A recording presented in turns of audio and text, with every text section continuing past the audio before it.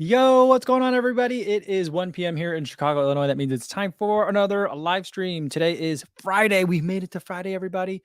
December 10th, 2021. We're squarely in the middle of December now, guys. We're in that kind of like middle third, definitely in the middle. It was actually pretty warm out today. So hopefully everyone that's listening out in podcast land, in the audio only version, hopefully you're having a good run and enjoying the weather. I enjoyed the weather definitely today, and it was a little windy, really not that bad. And temps were very mild, so I was happy to get out there and get some miles in. And everyone watching on YouTube, not live, but later, welcome to you guys as well. Hopefully you're at a relaxing part, starting off your weekend and getting a nice recovery beverage in. Today, I've got some afternoon coffee, and I'm going to be sipping on that throughout the rest of the live stream today. Probably won't last me through the entire live stream, but we'll see how far it goes. All right, let's see who we got here in the chat. We've got Sergeant Ray coming in with a rest day today and a 9-miler tomorrow. Awesome. What are you going to be running in tomorrow, Ray? I know you just got in a lot of shoes. So 9-mile run, a lot of options there. Got to let me know what you're going to be running in. Leona says, always love the motivation videos. I put this in the comments, but can we have a playlist of all of them together? There is a playlist. And so I have two playlists. There's one's called, so if you go in the YouTube, like in the video section, there should be playlists on the channel. And then one is Run Motivation. The Run Motivation are the ones that I'm talking, and the Run Meditation are the ones that's just music. Because I feel like those are two different kind of like energies sometimes. So one is like kind of like getting you riled up, and the other one is to kind of like calm you down. So depending on what mood you're in, you can get either of those. By the way, guys, I tweaked the audio settings today. I played around with them. So if it sounds terrible, let me know. And it says, hi, Kofuzi and everybody. Justin from Run with Pip, and it's getting icy out there. Well, be careful. Yeah, don't want you slipping out there. It is not icy today because it's well above freezing here in Chicago. But it has been cold past couple of days. So it's that time of year where I have to start avoiding the water a lot more. And I basically have to treat all wet spots as if it's kind of like glare ice or black ice. So I understand what you're going through. And as Runtime, he says, let's go from Lake Lakes, Florida. Fit Not Life is here. Says, hello, everyone. And Runner Dre is here as well. Martha said she just got a ton of snow there, and it'll be treadmill for a while. Yeah, I've been really thinking about the treadmill a lot lately. I'm thinking that, for the most part, I'm going to be getting in my long runs, and maybe not my long runs, but like my runs in outside in the winter, in the cold. But if I want to do some structured long runs or structured workouts, I might need to find some treadmills to get onto. So we'll see. Here's what I'm thinking. So my kids just got their second vaccine shot last Friday. So soon, that means like we'll be able to, put them in some after school activities. We could do that now. They're available now, but we weren't comfortable with that. So we'll start doing that for like January. And then one of the things both my daughters want to do is rock climb. So we're going to get a membership to the rock climbing gym, and they'll have classes and stuff. And so I'm thinking that rock climbing gym has really nice showers and also like a workout area too, like weights. They've got treadmills, they've got stair climbers, all sorts of stuff. So I'm thinking, well, maybe on rock climbing day, if I don't actually climb myself, maybe I will hit the weights. I don't really like that. I like the idea of hitting the treadmill a little bit better, but given the amount of time that I'll have, which is not a lot, I'll have maybe an hour because they'll have 2 sequential classes. I can kind of let my older daughter like do her homework and stuff and leave her relatively unattended at the gym. But the baby probably needs a little bit more of my attention. So when my older daughter's climbing or when my younger daughter's climbing, I can have my older daughter do homework and maybe I can either hit the weights or do some treadmill. I'm thinking about it, maybe. All right. Tommy Runs, what's going on, man? He says, so I'm just going to catch all these from now. Well, I highly recommend it. I just feel like you turn it on just like you would the radio, leave it on in the background. But unlike the radio, if you hear something, you can just hop in and, participate. So it's like no pressure either way, but we're happy to have you here, Tommy. All right. Eric's got his first 50K this weekend. Super pumped. Let's get some audience noise in there. There we go. All right, Eric. I hope you have a good 50K, and you're gonna have to let us know how it goes on Monday. And as long as you finish, as long as you don't DNF, as long as you cross that finish line, you will have that PR. So come back on Monday for that cowbell. Can't wait to hear how it goes. All right, Alan's here. What's going on? Alan says, good morning. Congrats, Co. Thank you very much. Thank you so much. Yeah, very excited about the result at CIM. And, I don't think that I have to make a ton of changes going forward. I'm very happy with where things are going. I just need to kind of keep getting after it, get a little bit stronger, cycle by cycle. And then, we'll get there or we won't. Either way's fine. But, I feel like I'm very happy with the way my running is going right now. I'm enjoying my running very, very much. So all things are like, I'm in a good spot. It's a great way for me to end the year. Sufyan Bear says, talk about the turbo. Look at this bear avatar that he's got. Fierce. But the turbo, I don't know much about the turbo other than like leaked images that I've seen on Twitter. So like this is all with a very small grain of salt. But from what I saw on Twitter, it looks like it's going to be ZoomX. Someone else mentioned that it's going to be recycled ZoomX, kind of like the AlphaFly Nature or that whatever that latest AlphaFly is, the extra expensive one. So I'm not sure about that. I would prefer it's just regular ZoomX, but it's supposed to be ZoomX with and people have said different things, but I thought the image I said it was going to be an SRO2 carrier on the outside. And SRO2 is the same foam that's in the Vomero 16, if I'm remembering it correctly. And the foam that's in the Vomero 16 feels suspiciously identical to Cushlan, which used to be the carrier for the Zoom Air pockets in the Pegasus.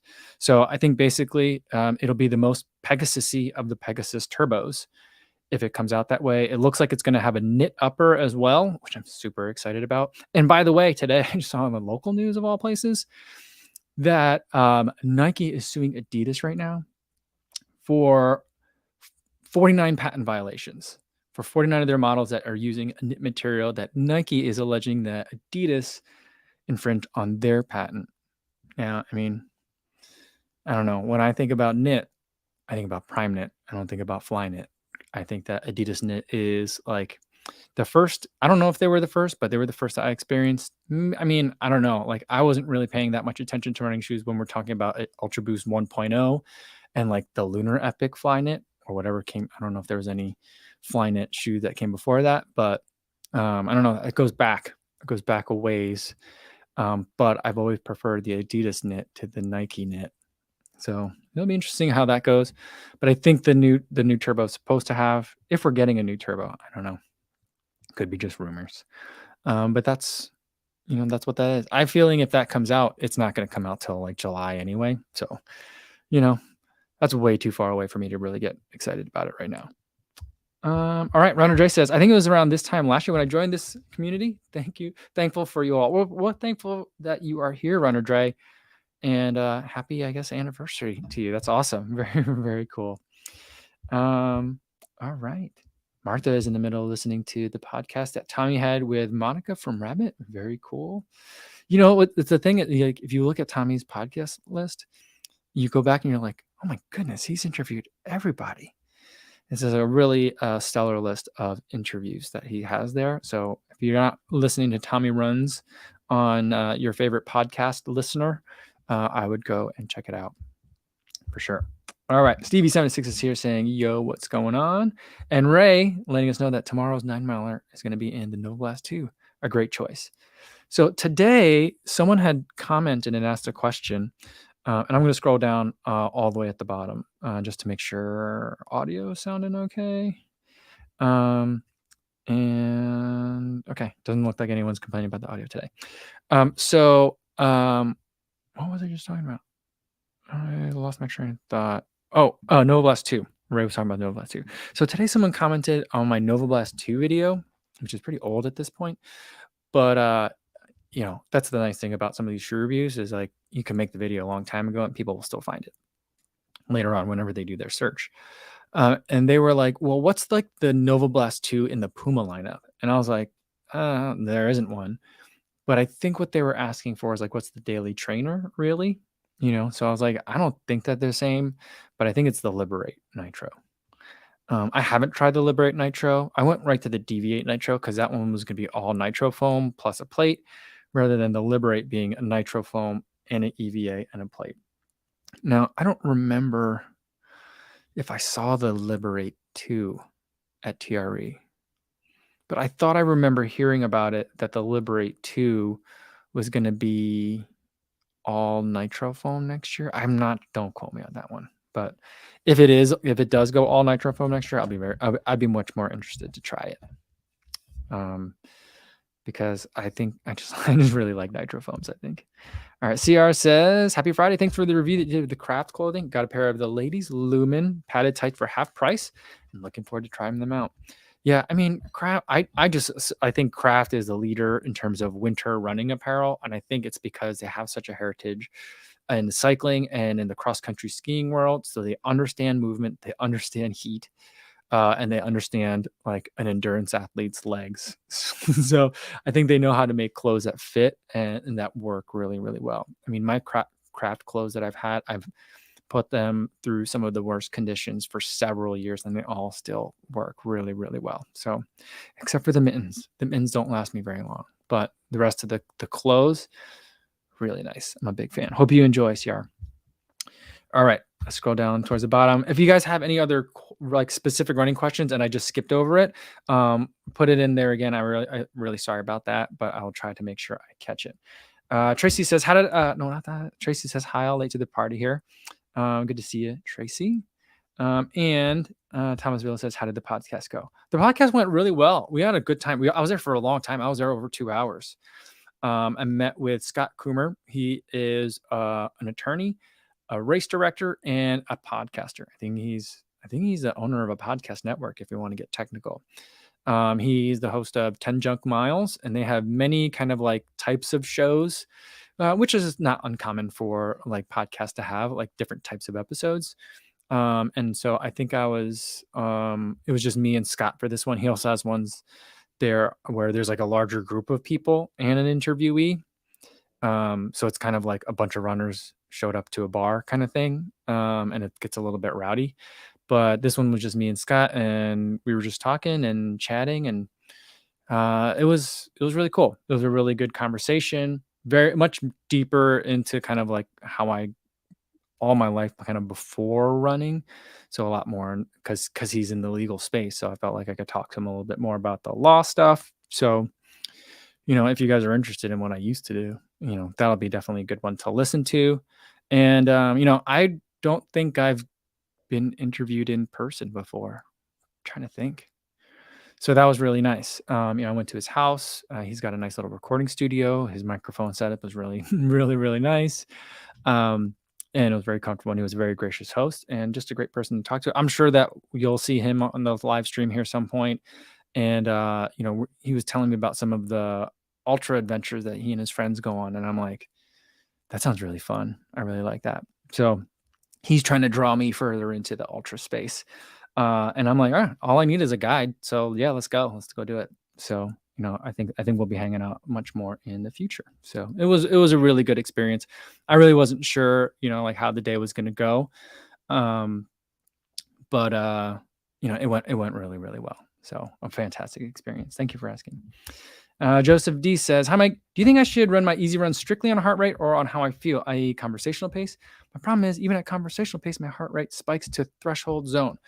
All right. So for this, Joseph, the first thing I would say is make sure that you have an accurate heart rate. So for me, the wrist-based heart rate never works. I think it's kind of like I'm bony or whatever, or skinny arms. I'm not sure what it is, but wrist-based heart rate might work for me for like 20 minutes, 30 minutes. And then after that, it just spikes and nothing I do can make it fix itself. It just gets crazy.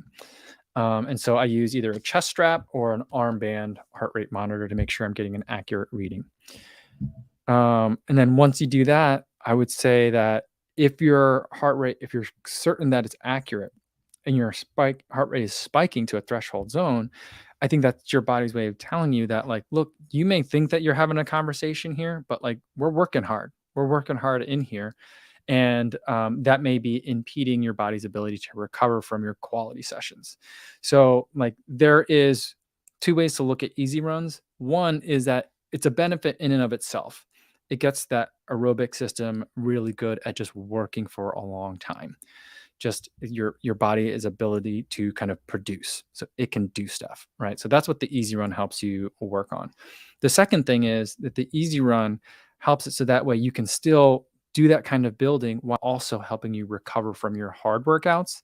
So that way on your quality sessions, the 2, sometimes maybe 3 times a week where you're really getting after it, like if you're training specifically for a race, those days can be as good as they can be, right? And it's not so that way you can just so you can like look good and have fast paces, but that way you're making sure that the workouts are doing what they're intended to do, and you're obtaining the intended benefit of those workouts, right? So you want to make sure that you're hitting the paces. And then when you get to workout day, if all the paces are too easy, ratchet up, and then for the next time out there, then you increase the degree of difficulty a little bit and make it harder. So that's ultimately what you want to be seeing from your easy runs, is that it just stays really easy and you could feel like you could do it forever. And then for your hard runs, that way you can really get after it. Oh yeah, velocity nitro. Right, you're right. Velocity nitro. I always confuse the liberate and the velocity. Now I have to go check to make sure I wrote the right one.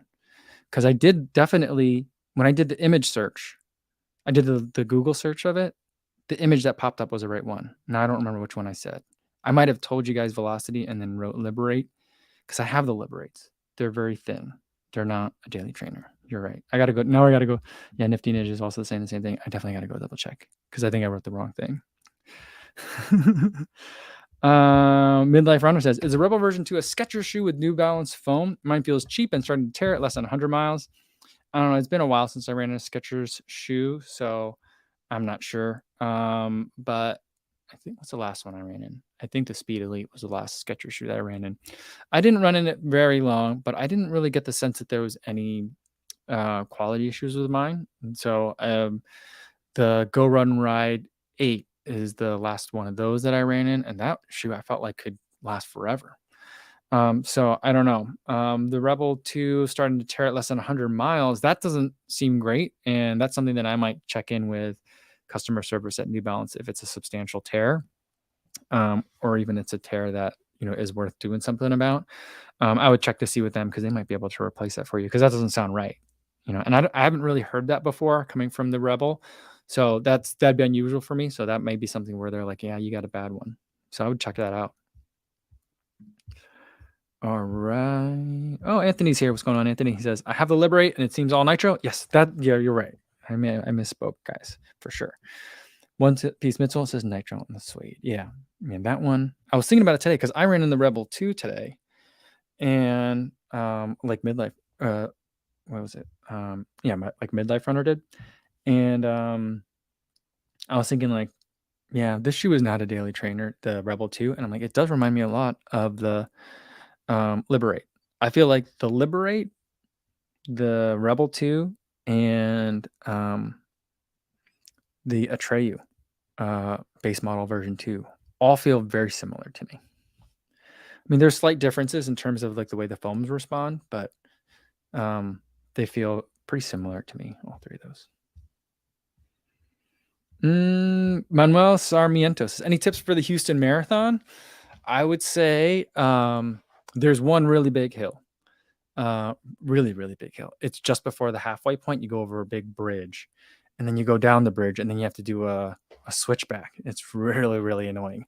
Take it easy there, and then I would say just maintain pace discipline, because it's very easy to get excited at that race. I spent the entire race kind of like running away from people, and I ended up paying for it at the end.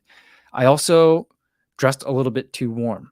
So if you're not from that area, whatever the temperatures say on the day, I think it was like 50 degrees or 45 degrees on the day when I ran it. I was like, ooh, 50 degrees. That's still going to feel kind of cold. It feels a little bit warmer relatively. It's a warm 50, if that makes any kind of sense. So, yeah. So those are the things that I would recommend.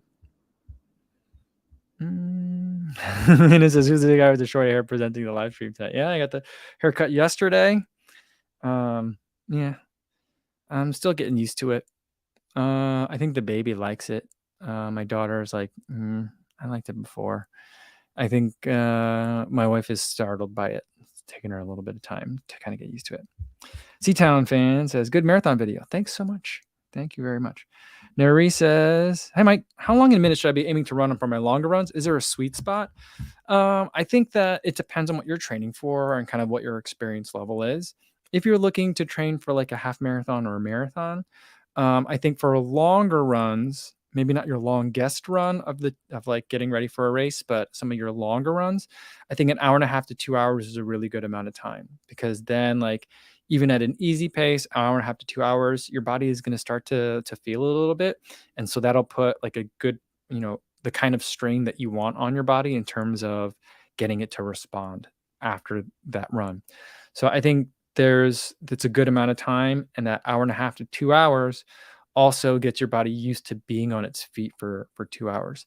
I think once you're on your feet for a lot longer than 2 hours, then kind of like the increased benefit versus the increased risk starts to like that math starts to get a little bit, more dangerous. So that's something that people have to start looking out for. So I know, like, for a lot of people, their longest runs, they might do like a 3.5 hour or 4 hour run. And I think that's really taxing on the body. I do those too. But I don't do it very frequently. So I like to keep even my longest runs kind of in the 2.5 hour to 2 hour, 40 minute range. But like 2 hours and 15 for me is like a really nice, for me, a sweet spot. For a long run that I feel like is going to be rigorous, but something I can recover from pretty quickly and still do like the workouts for the next week. Run Tommy says, at TRE, which particular shoe or shoe company was the most surprising? Surprises. I would say, I'm really interested to see what Ultra is doing with the Vanish C and the Vanish T. And I'm also interested to see what they're going to be doing with the 3 different foot shapes. So like, there's just a lot of like, oh, you guys are chaining up a lot of things. So I think that is going to be really interesting to see what they do.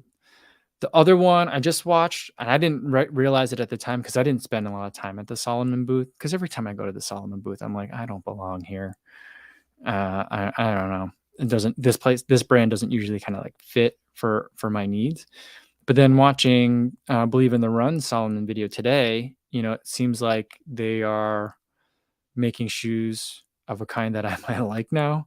And I feel like, one way to put it is I felt like their trail shoes and road shoes had a very European fit and a very European feel in terms of like the foot strike and like the foam dynamics. It was just a little bit firm for me, and the fit was a little bit boxy.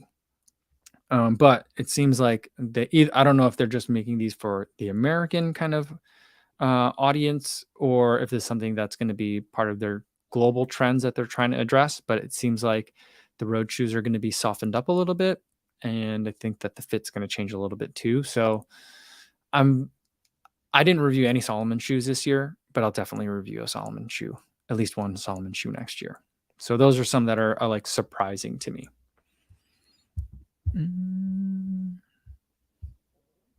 All right, JJ says, just went on the first run since the booster, 4 days after, and still felt short of breath. Guess I'm just one of the unlucky ones. Yeah, I mean, I took it as 2 days off and then 2 days easy, and then I kind of like, wherever I was, I started like the next week, or I don't remember what day exactly it fell in. But then I think I went into like the next week of running. I think it was just more easy days. So I don't think that's that unusual, but hopefully it'll resolve itself really, really soon, JJ.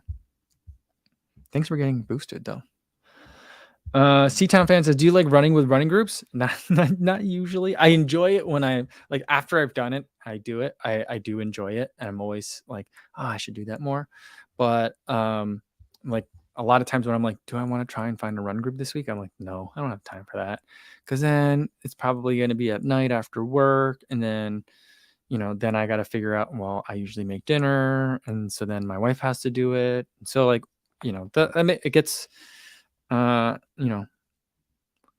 there's a lot of really convenient excuses for me to not do them, and I usually take advantage of that. That's kind of what it is. Yeah, Emily I didn't see the video yet, but I just saw her post about it. She made a video about how she went to a run club, even though she normally doesn't do that, and how she really enjoyed it. So I'm looking forward to checking out that video because I'm like, I know that they're fun, and I know lots of people really love them, and I know I enjoy them. I just am not in a run group, and I kind of just like to get out and run whenever I can fit it into my schedule. So it's one of those things I wish I had more time to do. Ted Root says 100K subs soon, 100K ultra. I mean, that's the idea. I think that, at the current rate, it'll probably happen around April or May. And I think I'll be running a marathon in May. Yeah, I'm trying to think of what else I have on the calendar. So what's in the calendar? Oh, yeah, May and June, there are potentially marathons on the calendar. So I don't know if I'm on the wait list for Black Canyon. So that'd be 100K out in just outside, about an hour outside of Phoenix, maybe a little bit more than outside of Phoenix. So I was thinking I would do that one, and that would be like the 100K celebration, but then it'd be a little early. So then I don't know, maybe I don't really want to try and find a 100K to do in June, because if I did, it would likely be either very hot or very hilly. Not that Black Canyon isn't hilly, but I don't want to run up like a mountain. So I don't know, but we'll figure something out. We'll figure something. All right. Bailing on Ma says, that says bailing on Ma. It's Bailong Ma says, I'm going to run the Gulfport Marathon this weekend. It's ultra flat. Welcome to join us. I recommend Kofuzi to join the next year. Thanks. Where's Gulfport? Where is that? I mean, I really can't be running a marathon this weekend, but I do like a good flat marathon. But you know what? Having run CIM, I think that like the hilliness of that race, some rollers is not bad for me. So, but also, you know what? Maybe that means that the next time I get on a flat course, I'll be even better. I don't know. Who knows? But I was just listening to the Drop podcast today, and to this episode, not this episode here, but that episode of the Drop was sponsored by New Orleans Marathon. And I was like, oh, that's cool. They got races to drop some cash. So that's good. And they said it was a really flat race as well. I mean, I guess it'd be a below sea level race, right?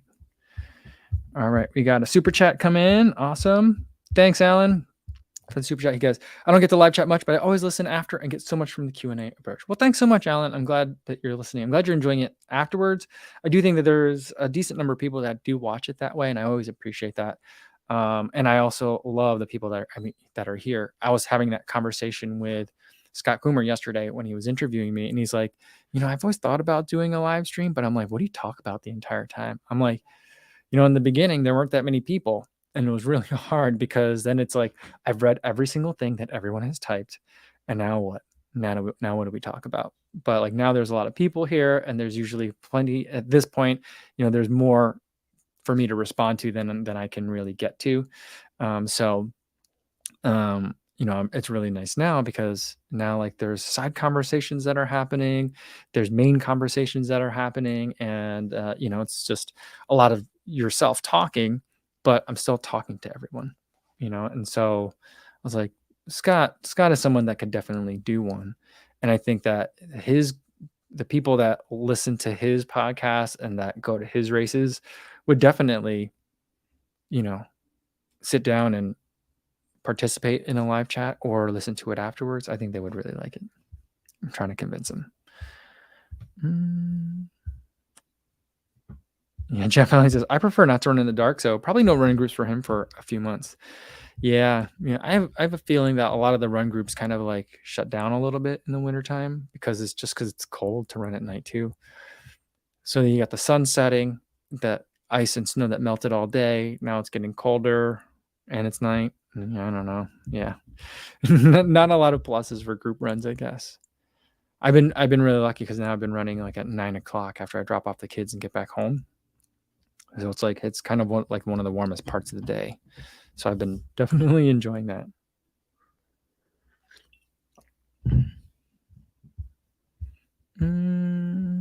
Thomasville says, "Do you have a guilty pleasure shoe you love to run in, but it's a bit embarrassing?" I have a bright pair of magenta Under Armours that I love. I don't think so. I mean, I think the closest thing that I have to that is the On Cloud Stratus. I actually kind of like it. It's a little bit firm for me, and I still persist that the clouds are a gimmick. And I think they can make a much better shoe if they moved on from the cloud. But that aside, um, I mean, I know like On has like a weird reputation in the running space, but like I do kind of like that one. And sometimes I find myself like, oh, I don't want that shoe to be in the footage today. So sometimes I don't wear it. I know I shouldn't let that get in the way, but it's actually a pretty good shoe to run some easy miles in. So I've been liking that one more than I like to admit, I would say. But other than that, guilty pleasure shoes. Um, I mean, I I like the Primex, which I don't know. I think some people think that's a super weird shoe, but I really like that shoe a lot. Um, and I've been spending a lot of time thinking lately, since the race, I'm like, what if I ran CIM in the Primex? And what if I broke 3 hours in the Primex? How would I feel about that? Because it's technically an illegal shoe, but it's like it's illegal in the sense that it's not eligible for setting a world record. But also, like in some races, the rules are you have to comply with World Athletics rules. So, like that one event where the Adidas runner athlete, won in the Primex and then was DQ'd because the shoes didn't follow World Athletics rules. So I'm not sure how I feel about, people racing in it. Next year, I think there's going to be many shoes that are above 40 millimeter stack height. So there'll be a lot of, quote unquote, illegal shoes out there. And it'll be interesting to see how many people are racing in them. But that's a shoe that Primex is also another shoe that I really like. Stevie76 says, inspired by your old run commute videos to attempt his first run commute, bought a Nathan's Run Light backpack. It's 17 miles one way to the office and taking an Uber back. There you go. Okay, I was like, if you're going to put in 34 miles a day, Stevie, that's a lot of running. That's a lot of run commute. But a 17-mile run commute, that's a big one. That would be a good one for a Friday, though, I think. You could be like, it's the last day of the week. Maybe you're not meeting don't have to be like client facing that day or not, running any meetings maybe. Then you take the 17 miles in and then you try to hide in your office all day. That's a long run commute. Also, you have to let us know how that one goes. All right. Leona says about the rollers and like hilly courses. I do like some rollers and the use of different muscles. I think that's what it is for me too. And then, something that I started doing running the hills in Iowa, that sounds like something that doesn't make sense, but there are some hills where I was running in Iowa. In Iowa, I was averaging about maybe 800 or 900 feet per 10 miles, which is not a lot, but it's not flat, right? So that I would consider rollers. And so like when I was doing that, I would really make sure I would use all the hills as recovery, basically. So you're still moving, you're still putting out power, but like as far as the pace slows down, I got a pretty good sense of like what different paces feel like at different hills, and to maintain a constant effort, at least from my power meter, it feels like recovery. So it's kind of like you're getting a minute to like catch your breath, even on the uphill. So I tried to look at uphills as, oh, this is the time I catch my breath. So that's kind of what I did during the race, and I feel like that works for me. And so I don't hate hills. And so, and I've also been thinking about like if I do run a race like Black Canyon or any other like trail race that's got a lot of elevation, I do enjoy that a lot of people power hike up hills in ultra races. And I'm like, yeah, if I'm going to be out there for 14 hours or something like that.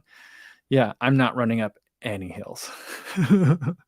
Yeah, and then gives different muscles a chance to relax, different muscles a chance to do something and participate. So I think so we'll see. CV76 says, though, Kofuzi likes his marathon flat. I do, or very much downhill. Either way. I've been looking at some of the Revel races because people have been mentioning, like because people are like, "What's your PR?" I'm like, "It's 302, but it's 301, high 301, basically 302, but from a very downhill race." And they're like, "We mean like a revel race?" And I was like, what?" After a while, people said it to me enough that I was like, I gotta look it up. And these revel races are really downhill. They're like one of them that I looked at today was like 4,000 feet of downhill, and I'm like, what? That's twice as much as at tunnel light at the end of the tunnel marathon. And I thought light at the end of the tunnel marathon had a really great, like a perfect amount of downhill. But I guess like the last maybe 5K are pretty flat. So, or five miles are pretty flat. But yeah, so I've been looking at some of those really downhill marathons, and I think those would be fun. I was talking to Mrs. Space Cadet at TRE. I ran into her on the show floor, and I talked to her coach, and her coach is trying to break 3. And she was telling me that she's doing a revel race in like February or something like that. So yeah. So that's when I was just like, all right, now I got to look these up, and I got to figure out what these are. All right. Similarly, Hersey says that race, was it the Gulf something, is in Mississippi. All right. There we go. I don't think I've ever been to Mississippi. I think a race would be a good reason to go. Jesus M says, "What are you gonna do when you get 100,000 subscribers?" I'm gonna try to run a 100K race. Try to find one that I can run in.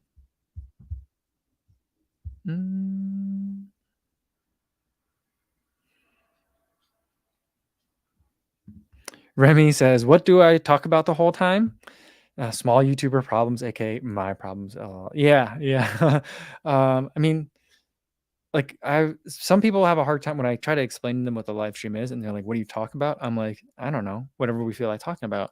And they're like, "Do you prepare a lot?" I'm like, "No, I actually do zero prep for the live streams, other than making sure I have something to eat on Monday mukbang. Sometimes I have to do, I have to get some trivia questions ready if we're playing a game, and then on Thursday it's happy hour. But like other than that, I don't do any prep."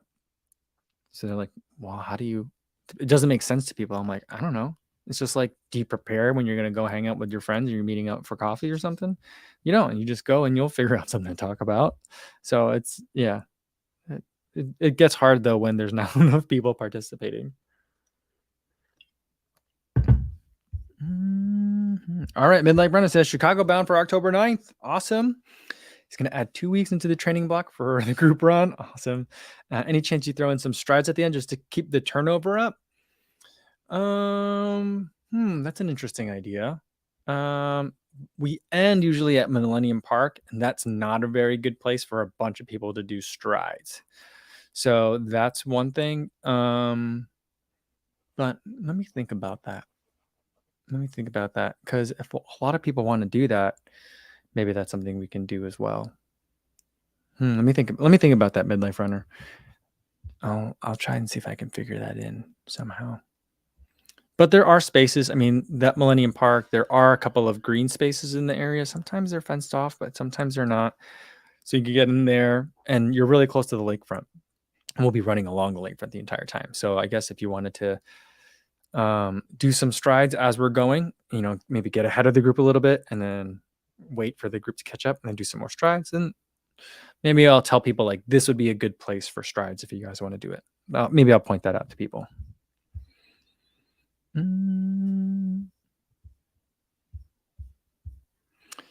Let's see. Seatown fan says, "Do you pay much attention to the air quality index? I do feel I get more congested during the winter months, maybe due to more smoke in the air." I don't think that's something that a lot of Midwesterners really do, unless you have seasonal allergies. Then like those kinds of things. I don't know if the AQI is what people who have seasonal allergies look at, but that could be something, but I don't really look at it. I get more congested during the winter months because I'm kind of like, sometimes I'm like about to catch a cold or the air's too dry for me.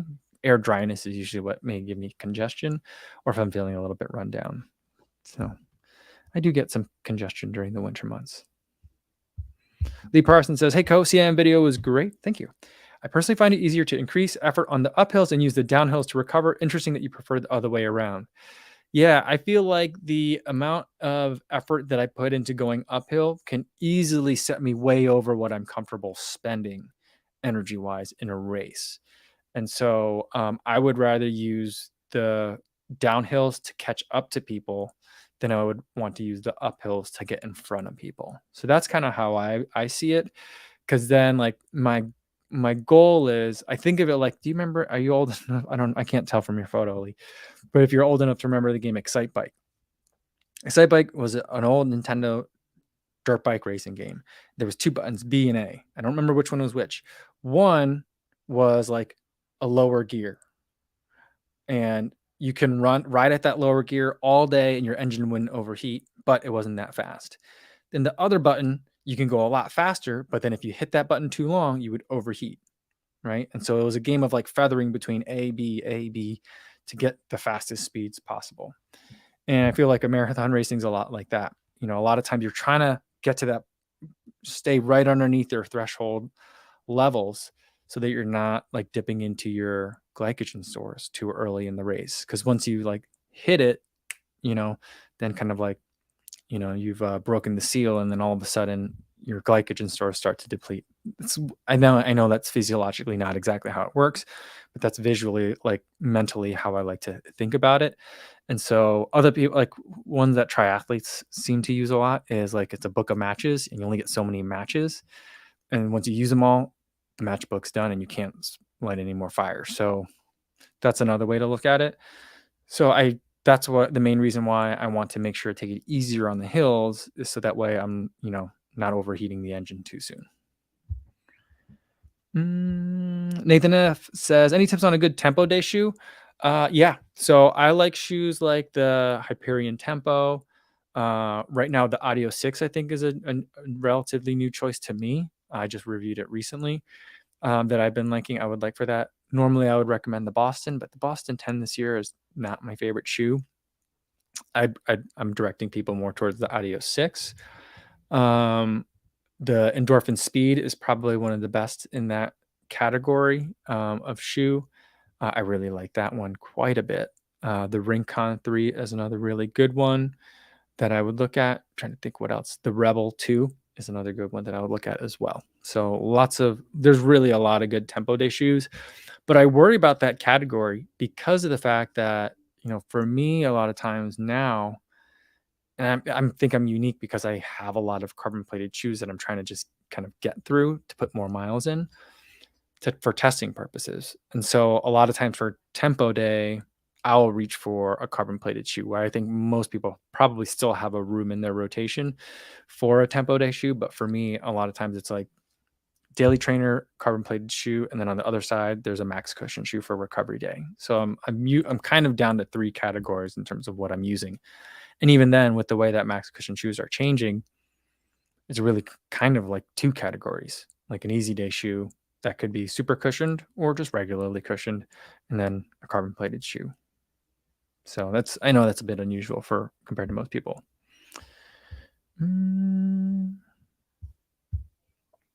All right. Danny says, our group runs start at 4:30 a.m. and 5 a.m. on Fridays. Luckily, the climate allows for it. That's early. That is early for a group run, because you got to get like to the group run too. That's the thing. And then you got to get back home after the group run. So that's like the other thing. It's not as like time. It adds time to it. And I know I need to think about my human interactions as, you know, it's usually going to be worth the time you spend on him. But some part of me is still very like, it's a lot of work. But I'm glad that you guys are getting up early and getting after it. Tri-Boy Tri says similar. In Austin, the run groups meet mainly in the mornings. Well, that makes more sense too for Texas, because if you were going to meet in the afternoons in the summer, that's not going to work.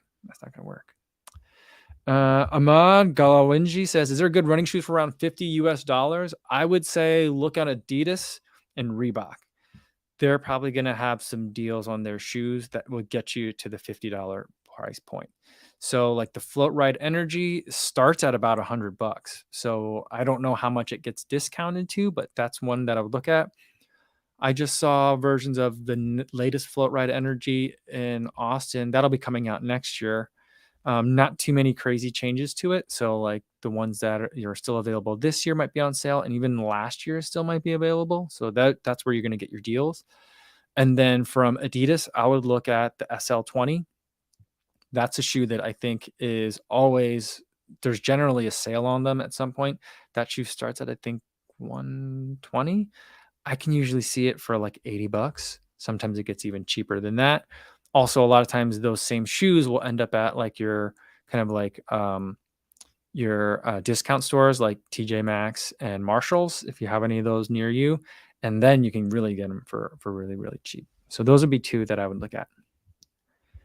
All right. Let's see. We've got JJ says, I'd also consider On shoes more if they got rid of the clouds because of my tropophobia. Is that like a fear of holes? Is that what tropophobia is? I don't know. But yeah, I feel like they took on Federer as a co-owner, I think, and they made a Federer. It had no holes in it. It didn't have clouds. And I'm like, okay, this is it. This is it. They're going to start making some tennis shoes. People are going to love them. And they're going to be like, hey, we should just make a running version of this tennis shoe. And then they'll be like, aha, we didn't need the clouds at all. So, I mean, if Solomon is going to make a softer shoe this year, I think that's going to feel very not Solomon-like. But if they're going to do that, then I think On should consider like maybe one non-cloud model. Make it a daily trainer, just kind of put it out there. I think that they could go an eco route with it. So that way people aren't like, oh, this is the beginning of a big transition. Put it out as a test shoe. I thought they were doing an eco version anyway. No, that was Solomon. Solomon did an eco shoe, but On should do like something that's made out of like recycled materials and say like, we're playing around with these materials. That's why there's no clouds or speedboard. And let me know what you think, guys. And I think they should do that. And that could be their test. And I think that's going to be the best shoe that On makes. I think. I mean, I've only tried a handful of On shoes, but that's my take on it. The other thing, I was having a conversation with someone at TRE, and I was like, I kind of wish that On shoes and On apparel would separate as companies. I love the On apparel. I want all of it. It looks so good. There's a dark camo like outfit that they have. It looks amazing. Their rain gear, their like cold weather gear looks just so stunning. I want it all. But it's just like, I don't like the shoes though. I do like the Cloud Stratus. But like, I think there's a lot of baggage that comes with On right now in the runner space. So that's kind of like my big, yeah. That's what I would do if I were On. Split those two things up. But maybe they don't want to. Maybe they're using the apparel to draw people in to the shoes, but I don't know. I would buy more of it if it was a separate brand. Linda L says GTN are all about On. It's like the only shoe I see them wear. I think it's because On, one of the owners or founders was a pro triathlete or something like that. I think so. That's why like they've invested heavily into the triathlon space and are trying to attract like the triathlon runner in On. And I think that like from like a brand standards perspective, like there's a lot of things that line up really well in terms of like the demographic of what I think about like a triathlete. And like when I think about like what On is selling, I feel like there's a lot of like ways where it really fits very well, I think. That being said, I don't think they make they don't make like a Noosa Tri, they don't make the kind of shoes that like slip on real easy for triathletes to hop off the bike and then jump into. So like I think that maybe that's something they could think about, maybe in a cloudless variant. That's something. But yeah, I think I think that GTN is one of the channels that will take a lot, not take, but they operate on a sponsorship model. So like a lot of those On is in a lot of stuff because On is a channel sponsor. That's what it looks like to me. I have no actual knowledge, but that's what it looks like to me. I do like GTN though. It's a good channel. PJ says, starting to think about the next race. Probably going to go in the Oakland half. Got to work on speed a bit though. Maybe I should find a track that's easy to get to. Yeah. I've been hearing a lot from people saying that they had a real hard time over the last kind of 2 years getting to tracks. And a lot of it's because of, like shutdowns and closing things off. But I also feel like a lot of people have been using it, a lot of like basically schools, because schools tend to own tracks. A lot of schools have been using things as an excuse to not leave the things that are supposed to be open to the public open to the public. And so that I think is unfortunate, that a lot of people are of the opinion that like things aren't, available to them. And now a lot of people don't live near a track. I live near a track that's open to public, and I'm very lucky. Um, but I remember in Dubuque when we were there in Iowa, the local public high school, they well, when I was there, I was always very welcomed on the track. No one ever tried to kick me off the track. Even when there was like a running camp one day and they still let me run around the track. So no one ever tried to kick me off. But one time I did go, and I feel like someone was like, a lot of the gates were locked, and I was like, "Is the track not open to the public today?" He goes, "Normally it's not." I'm like, "But is today one of those days where it is?" And he's like, "Well, yeah." I'm like, "How can I get into the track then, please?" And then he told me where it was. So I was like, "Yeah." I mean, I had a picture in my phone already of a sign that says like, "This track is open to the public. Here are the rules that the public must adhere to." So like if we needed to get to that point, I would have been like, "But this picture that I have here says this. The sign is over there, in fact." But a lot of tracks are, I feel like, trying to stay closed, even though they technically can be open. So I think that's just unfortunate. So hopefully, PJ, you can find a track to get to. X Truth is here, caught another live stream. Good to see you. Good to see you again. John Soa says, "What's the point of racing in an illegal shoe? They're comfortable to run in. You enjoy running in them. They are easy. It's easier on the body. It's quicker to recover from. So like those would be the points of running in an illegal shoe. So what makes them illegal is that they're too tall. We were talking about the Primex, and like I'm thinking about like the SC Trainer that's coming from New Balance next year. Those are both like 50 millimeter stack height shoes. And like the Primex, I think, has too many layers of carbon fiber for it to be legal as well. And so I don't think that's the case for the SC Trainer, but so there's lots of different ways that it can be illegal, but the shoes are very comfortable to run in for very long distances, and you don't feel wrecked the next day. So that's why you would do it in an illegal shoe. And the illegality of it is, I mean, is it more or less illegal than it would be to have a family member hand you a water bottle from the side of the course? So let's say like you want to make sure you have Martin, but you're a normal person, and so you say, "Hey, my family, you're going to be spectating anyway. Can you hand me this Martin bottle when I see you guys on the course?" That's getting aid from an outside source. Also illegal. Also would disqualify you from probably winning any races, and also from setting any world records, just like having a too tall stack height shoe. Are those of the same caliber of rule infractions? Probably not, but that's also illegal too. But people do that all the time.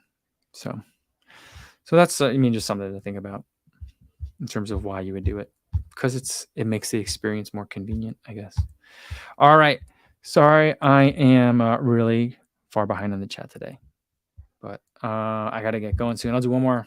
This one from Vincent. Are you going to do a 100-mile review on the Vomero 16 as soon as I get to 100 miles on them? I think I ran into them yesterday. I think that I'm at like 40 miles in them. So like, I have a lot of shoes that I'm at like 40 miles in. And so I'm either going to just like hit one shoe at a time and then run in the same shoe for like 2 weeks and then get through each one, or I'll continue to like sprinkle miles around. That's what I've been doing. I've been sprinkling miles around the 880, the Rincon 3, the Bondi X, the Flow Velocity Wind, Rebel 2, and the Vomero 16 is another one of those. So like I just got a lot that have about the same amount of mileage in. I just got to figure out, in the next couple of months, how I'm going to divvy up those miles. So we'll get there eventually, but probably not like right away. All right, guys, I think that's a good place to leave it for today. Tomorrow's video, I think is going to be about some new Janji clothes that I've been wearing, but we'll have to see. But we'll have a video either tomorrow or Sunday, one of the two. I also am going to be doing a video on the Beats Fit Pro coming up, but I'm having some weird issues with it that I'm pretty sure are not the fault of the Beats Fit Pro. So I got to kind of sort that all out before I can make a video on it. So that's coming as well in the next couple of days. So we'll see some videos over the weekend. I'm not exactly sure what they are. I won't see you guys live again until Monday. So have a good weekend out there, everybody. If you're racing this weekend, good luck. Come back on Monday. Let us know if we can ring that PR bell for you. And whatever you guys do, be safe out there, everybody. Thanks.